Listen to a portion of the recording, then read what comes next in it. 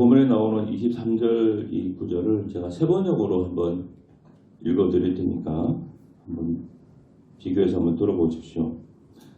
나는 당신들이 잘 되도록 기도할 것입니다. 내가 기도하는 일을 그친다면 그것은 내가 하나님께 죄를 짓는 것입니다.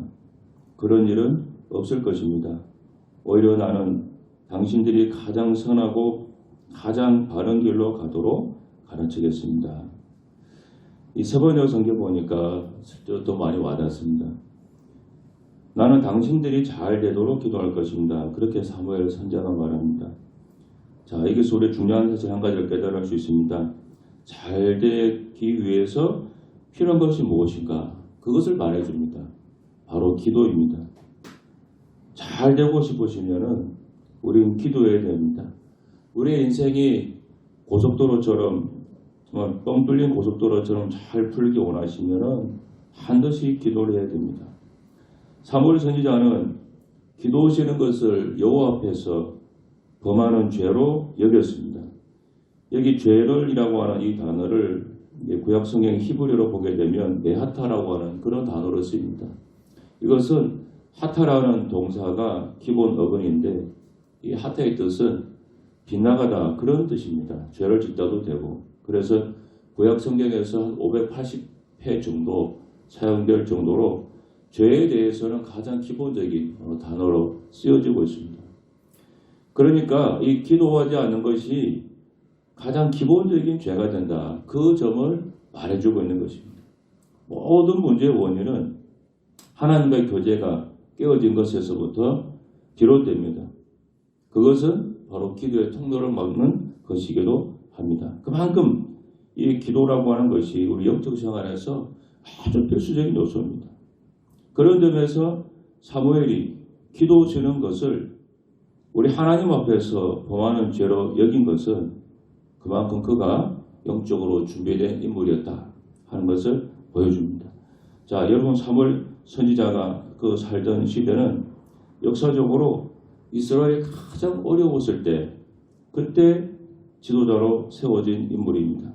사무엘이 등장하여 활동했던 그 당시 상황은 성경을 보면은 영적으로나 정치적으로 굉장히 암울하고 어두운 그런 시대였습니다. 영적으로 보게 되면은 이 당시의 상황이 이스라엘 그 나라에는 여호와의 말씀이 희귀하여 이상이 흔히 보이지 않았다.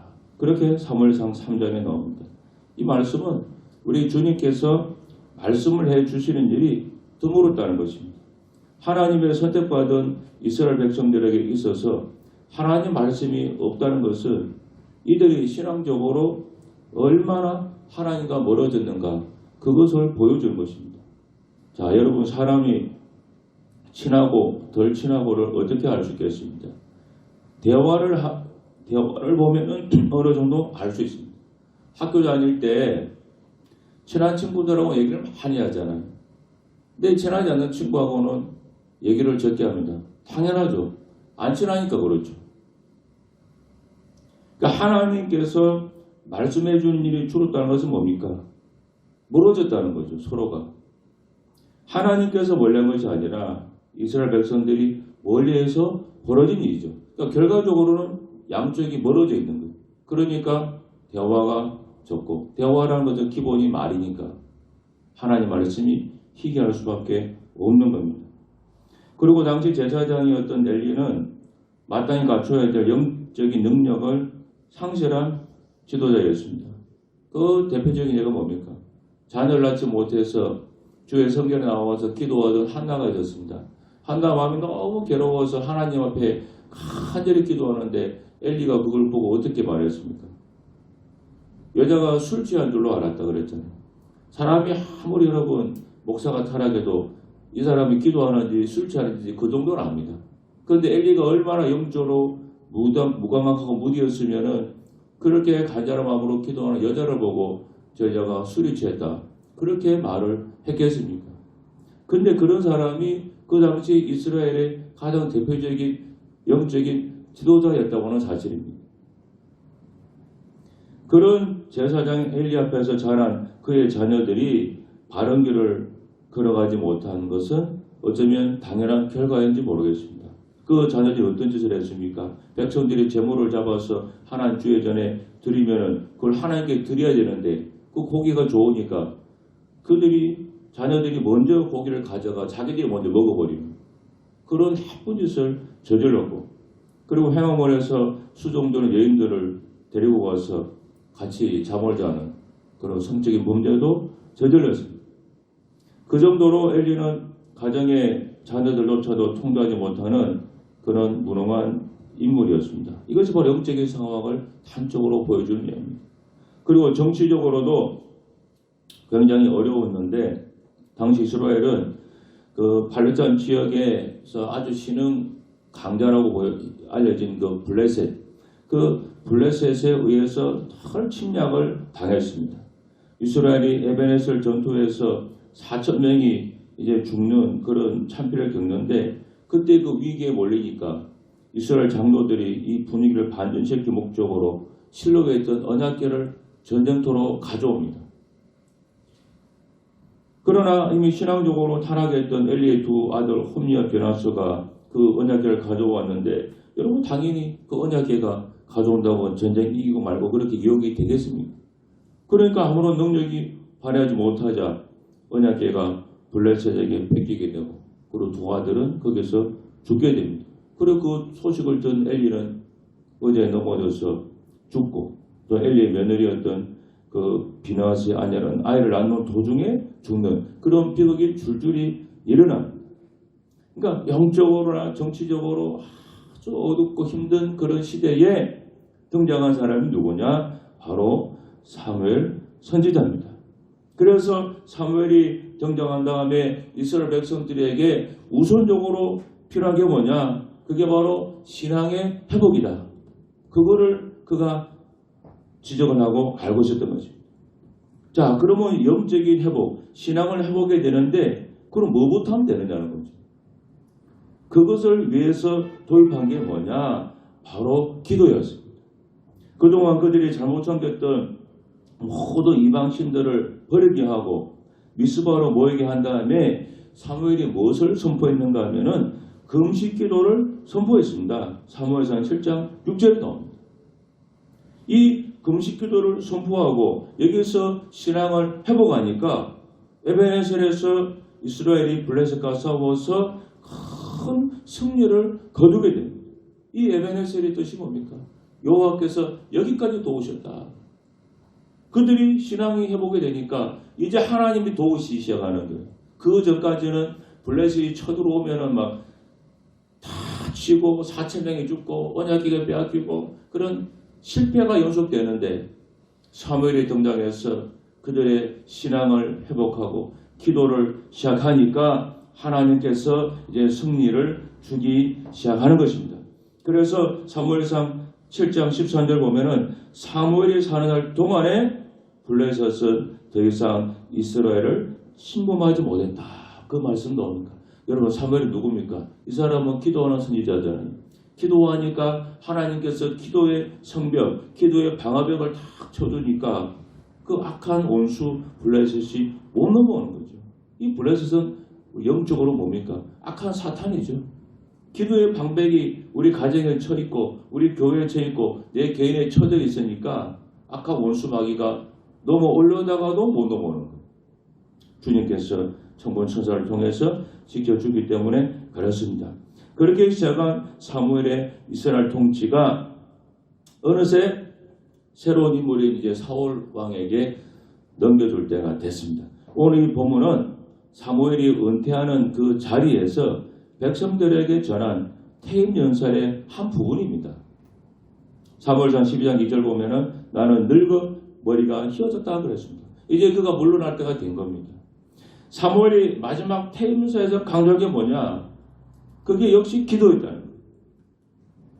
퇴임에 즈음하여 사무엘이 전한 이 기도에 대한 강조는 한 두 가지 특징이 있습니다. 첫 번째는 사무엘이 평생 동안 이스라엘을 통치하면서 무엇보다도 중요하게 여긴 것은 바로 기도였다 하는 것을 보여줍니다. 사무엘이 제사장이고 선지자였지만은 또 정치도 하는 사람이지 않습니까? 여러분, 정치하면서 필요한 게 뭡니까? 타협이잖아요. 전략도 필요하고 때로는 상대방하고 타협도 해야 되고 또 정치하는 사람들은 거짓말도 잘한다 그러죠. 거짓말도 해야 되고 그 인간적인 방법이 많이 필요하겠지만은 사무엘은 하나님 앞으로 나가서 기도하는 것을 가장 우선시 했다고 하는 것입니다. 여러분은 기도를 중요하게 생각하고 있습니까? 돈 쓰는 것을 보면은 그 사람이 무엇을 우선시 하는지 알 수 있습니다. 먹는데 진심인 사람은 먹는데 돈 많이 씁니다. 어디 맛집 있다 그러면은 우르르 쫓아가가지고 사 먹고. 또 제가 아는 분은 시계 수집이 취미인 사람이 있어요. 우리는 뭐 시계 차는 게 귀찮아서 시계도 안 차는데 그 사람은 이 시계 수집이 취미여가지고 어디 신상 나왔다 그러면은 모아놓은 돈 가지고 또 시계를 얼른 삽니다. 근데 그 시계가 우리가 뭐 하는 뭐 1, 20만 원짜리가 아니고 몇백만 원짜리 그런 고가의 시계입니다. 이 시계 수집에 취미 있으니까 그 사람 돈 제일 많이 쓰는데 보면 시계 제일 많이 써요. 만일 우리가 기도를 중요하게 생각하면은 어디에 시간 많이 쓰겠습니까? 기도할 때 시간 제일 많이 쓰겠죠. 아무래도. 일부러는 중요하다고 말하면서 실제 생활에서 기도하는 시간에 적으면은 사실은 중요하게 생각 안 하고 있다고 볼 수밖에 없습니다. 여러분 기도를 모든 일에 우선이었던 분 한 분 꼽으라면 누구겠습니까? 우리 단연 예수님이죠. 예수님의 그 삶에서 기도는 시작과 마무리였습니다.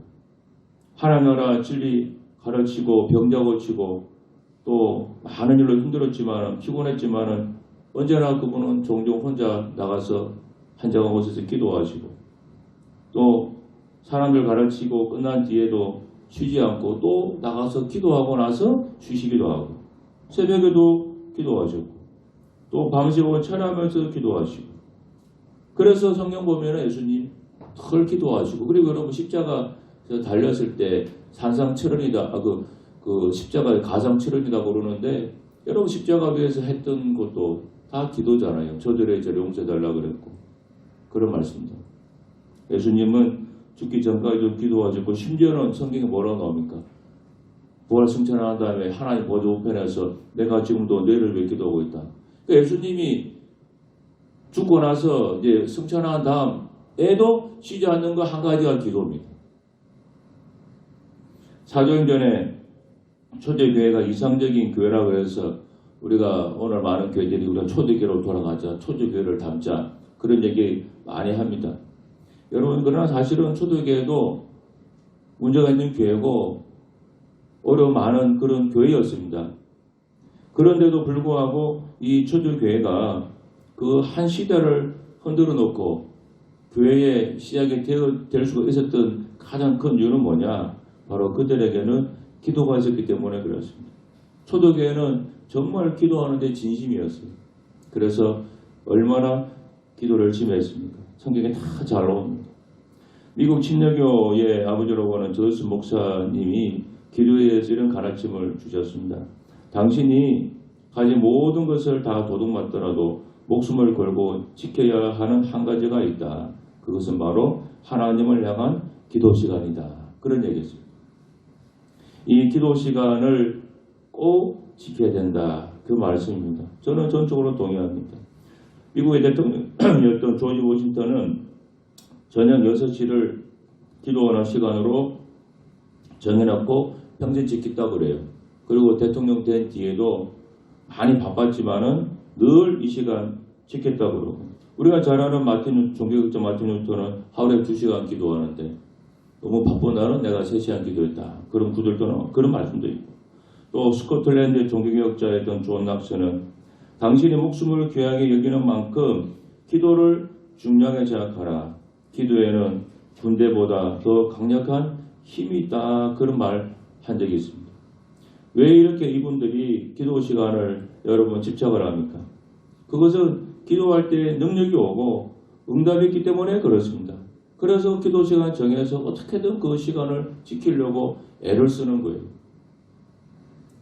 그리고 사무엘의 기도에서 두 번째 우리 볼 수 있는 것은 그가 모든 공직은 내려놓겠지만은 내가 기도하는 것만큼은 은퇴하지 않겠다. 그런 선언입니다. 내가 기도하기는 쉬는 죄를 끝까지 범하지 않겠다 그랬잖아요.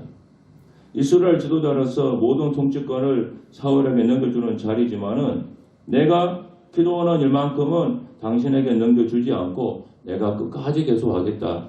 그런 자신의 어떤 결심을 말해주고 있습니다. 이 기도라고 하는 것은 마치 생명 유지를 위해서 호흡이 필요하듯이 결코 중단할 수 없는 영적인 호흡입니다. 그래서 기도는 쉬면 안 됩니다. 쉬지 말고 기도하라 그랬습니다. 기도는 생전 안 하다가 어느 날 하고 싶다고 그래서 막 되는 게 아닙니다. 여러분 운동도 그렇잖아요. 늘 안 하다가 갑자기 하려고 그러면 어때요? 몸이 따라주지 않습니다. 평소에 꾸준히 기도하는 사람이 잘하는 법이에요. 물론 아주 급한 일이 생기고 위급한 일이 생기면 사람이 급하니까 막 기도가 뭔지 막 튀어나오긴 하지만은 평소에 기도 안 하신 분들은 우리 같이 기도합시다 그러면 기도가 잘 안 돼요. 기도하는 소리 들어보면은 우리가 대번에 다 알지 않습니까? 사무엘은 기도를 앞세운 영적인 지도자였습니다. 그는 어머니 기도 응답으로 태어난 사람이었습니다. 그리고 어릴 때부터 기도하는 어머니 밑에서 어린 씨를 보냈습니다. 그만큼 사무엘은 처음부터 기도의 분위기 속에서 태어나고 성장한 그런 사람이었습니다. 이스라엘 지도자로서 등장하면서도 그는 기도를 앞세웠고 평생을 그런 자세로 지냈습니다. 그리고 마지막 은퇴하면서도 기도는 그가 놓칠 수 없는 기본이었습니다. 제가 개척을 할 때 여러분들이 이제 기도도 해주시고 도움을 주셨습니다. 그분 중에 한 분이 지금 연세가 90이 넘으신 분이 있습니다.